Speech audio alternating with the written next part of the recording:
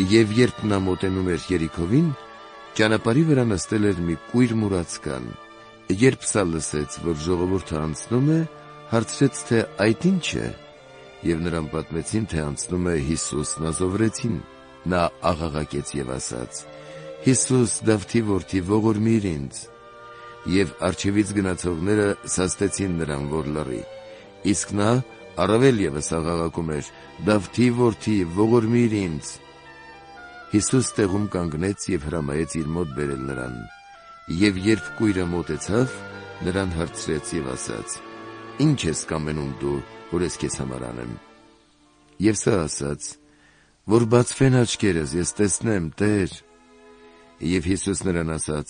«Նայիր, քո հավատը քեզ փրկեց»։ Եվ իսկույն կույրը տեսավ, գնում էր Հիսուսի հետևից եւ փառք էր տալիս Աստծուն։ Եվ ամբողջ ժողովուրդը տեսնելով այս, Աստծուն գոհություն էր տալիս։